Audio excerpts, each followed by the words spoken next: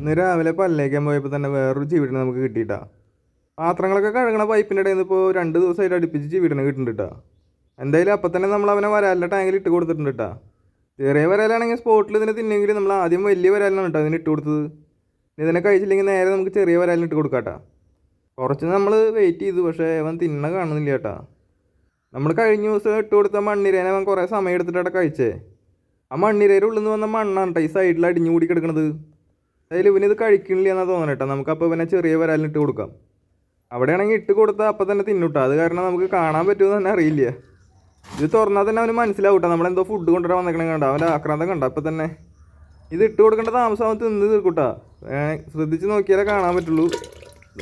അടിച്ച് അടിച്ച് അടിച്ച് അടിച്ച് അടിച്ച് അപ്പം ഫുള്ള് ചവച്ചരയ്ക്കേണ്ട സീനും കൂടി ഉണ്ട്. ചവച്ചരച്ചോണ്ടിരിക്കുക കേട്ടാ. അതാണെങ്കിൽ സ്പീഡിൽ അങ്ങോട്ട് എയർ എടുക്കുന്നുണ്ട്. ഓ ഇനിയും പ്രതീക്ഷിച്ചിട്ടാണ് നിൽക്കണ ആശാൻ.